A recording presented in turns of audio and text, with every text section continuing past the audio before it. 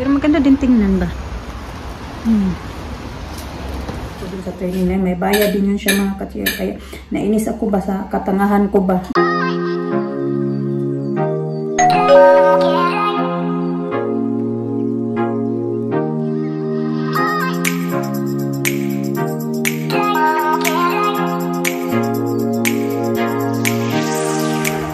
Good morning! Morning mga katsika, nag-aantay na lang kami, ready na, tapos yan sila nag-breakfast. Paalis na kami. Kita na yung pangit kong kuko, oh.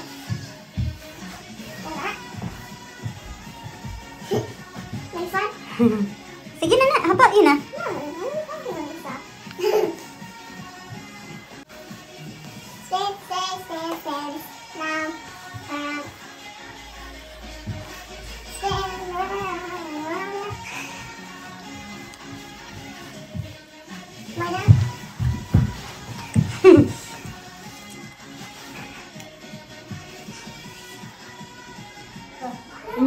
In your jeans.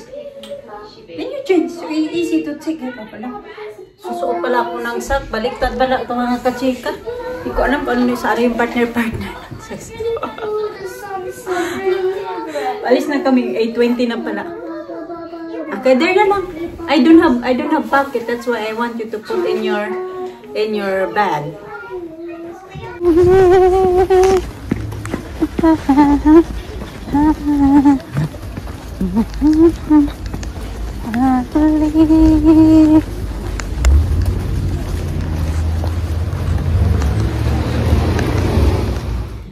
Ready ko yung breakfast ni Mr. mga kachika. Yung milk niya kasi gusto niya yan na iinitin yung milk na. Hindi naman super init, pero yung warm ba, hindi yung super lamig na galing pa sa fridge.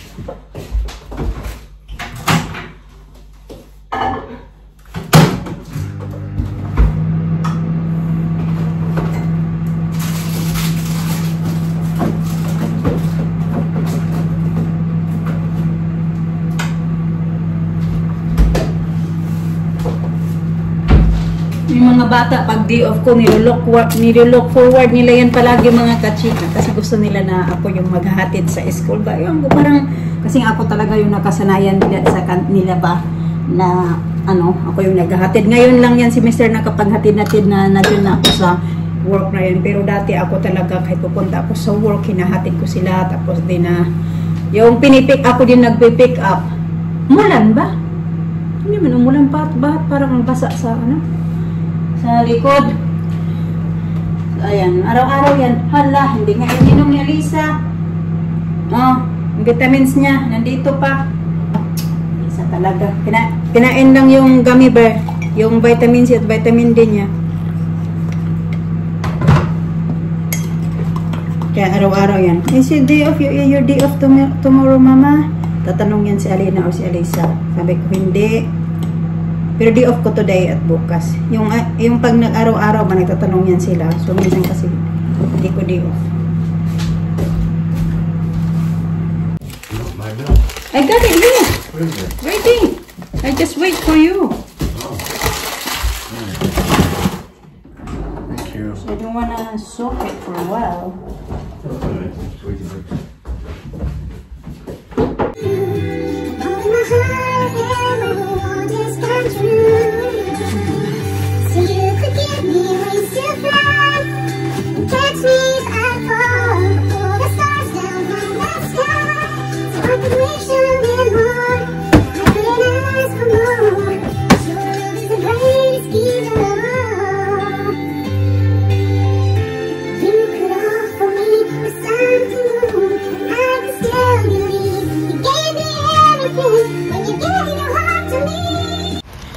Dito tayo mga kachika, punta ako saglit sa gym. Pumunta ako sa Filipino shop, Asian shop ba, kasi nga nahanap ko yung bibili sana ako ng ni Mister, ng kanyang rice, kaso wala, hindi na daw nag-i-stock yung binibilhan yung supplier niya ba, wala na daw ini-stock na black rice, kaya hindi ako nakabili.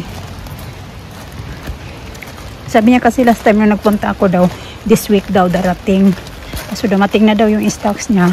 walang rice na yung hinahanap ko. Nadaan lang ako dito, mga 30 minutes lang ako dito mga kachika. Kahudlog na talaga yung mga dahon. Oh. Na. Pero maganda din tingnan ba?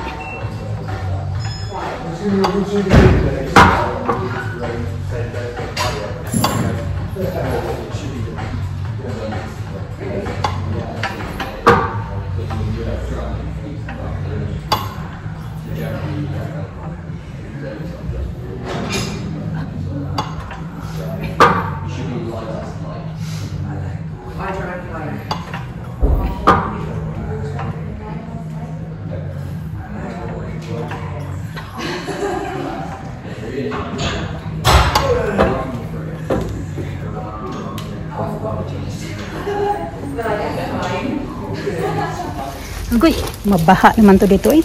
Ang lakas talaga ng ulan mga kachika simula. Kaya pag alis ko ng bahay, maulan na. So pauwi na din pala ako. May padaan na din ang bus na 146. Pero malilate naman yan. Hindi naman minsan lang yung on time. Agoy, tuhod ko. Sakit.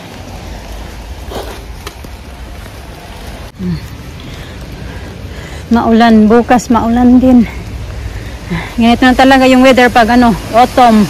Minsan na lang mapakita yung araw. May bus na pala sa likod ko pero hindi naman yung sasakyan ko. Yan yung bus na papunta dati naming tirahan. Yan yung sinasakyan namin.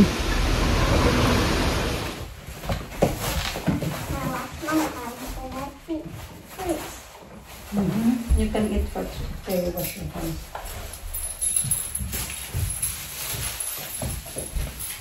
You got everything. I want that food in my bag. That chocolate. You like chocolate? Yeah, I want that for my chocolate in my bag. Okay. Thanks a lot. That's enough. Oh, she went like that. Yeah, she will like that. Nice. With the new shoes. Mm. Oh, you must have laid down. Boys, that's why the boys like it. Huh? No, not that one big. That is wet big. That one is dry. How's school today? I don't care. You don't care? Oh, okay. Okay, you eat your fruits. I got fruits ready there. Dito tayo kay gagawa ako ng ito. Marami kaming saging doon. Mga ganito na yung itsura ng saging namin. Nagpailan ka doon. 5 pa yata ang peraso. Tapos meron ako ditong 3 peraso na gagawin. Pero gagawin ko lahat. Anuhin ko lang siya. Yung, ayan. Ay, nabasa na ito eh. Ba't ito ilalagay? Dito na lang. Tapos, gawin ko siyang turon ba?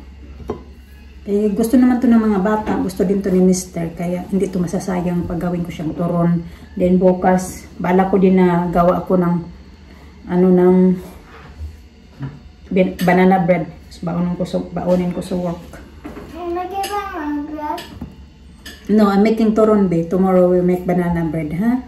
I'm gonna help. You wanna help? Yeah, you help me tomorrow. Nainis ako talaga mga kachika kasi kanina nasa town ako. Napunta ako ng town. Tapos, tapos na ako sa gym.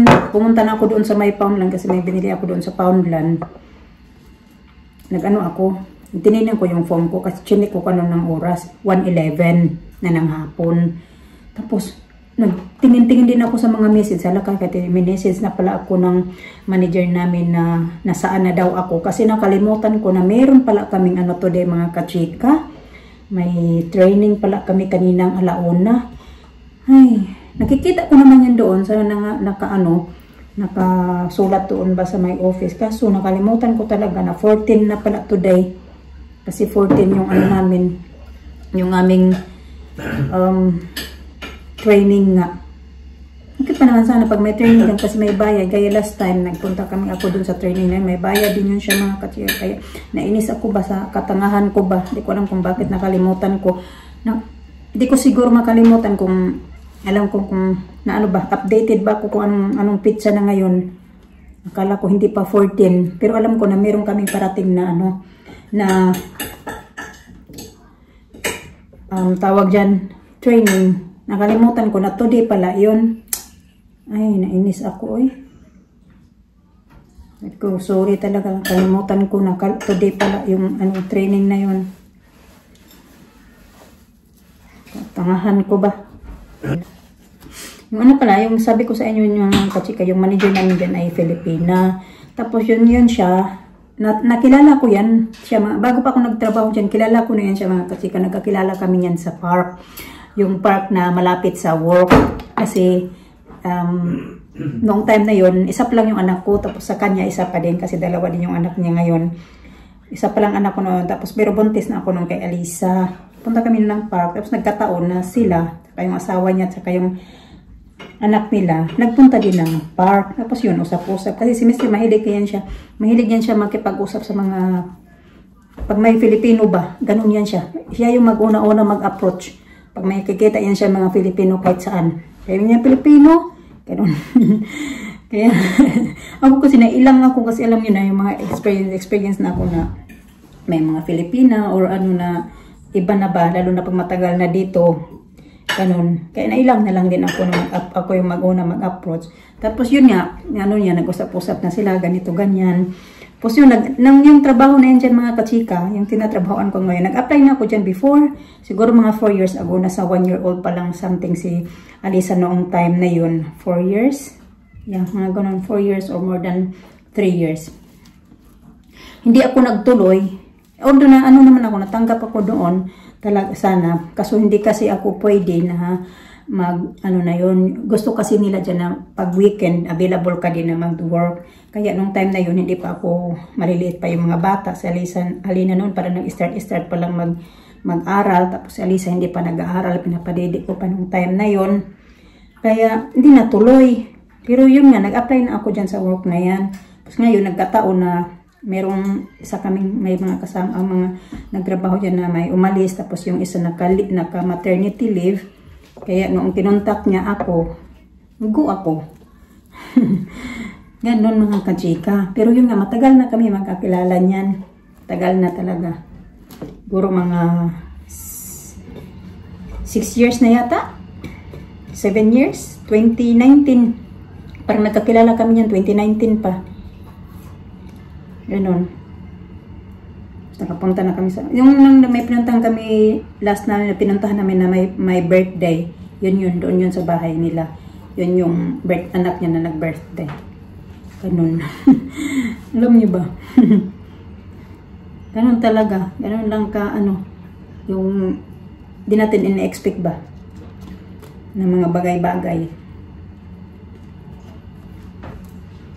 Ito pa nga yan, damihan ko lang ito pagluto. Marami pa. Meron pang 4. So, bukas na gawin ko yung 2.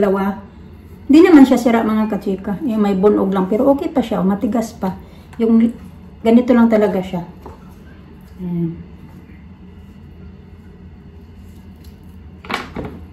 Kaya ganyan. Yan. Napadpad ako sa work na yan. Kasi nga, nag-apply na ako dyan before.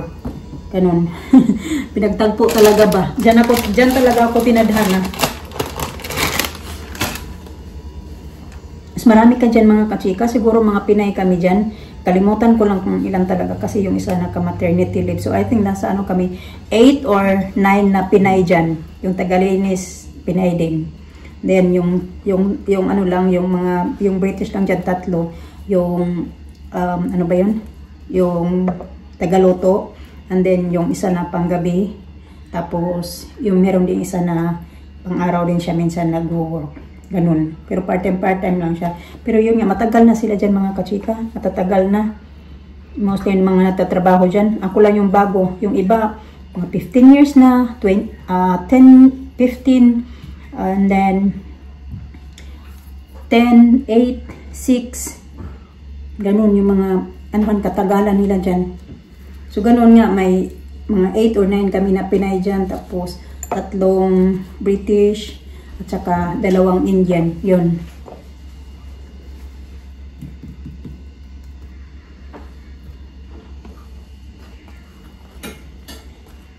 Kalimutan ko talaga.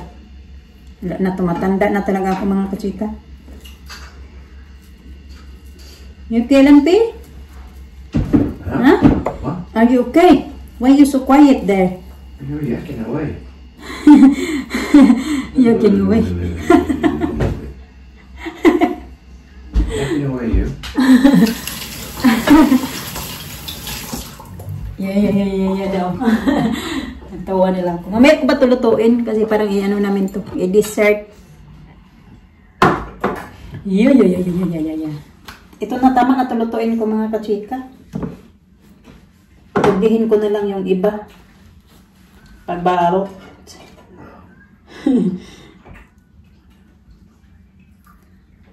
Hindi talaga. Ganunin ko lang kasi gusto to ng mga bata. Pag ganon lang siya. Tupiin ba? Lagyan ko asukal. Tapos i-ano ko.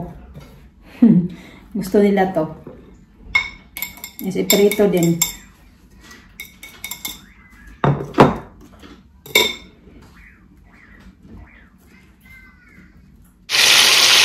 Lumabas yung saging. I'm talking to myself.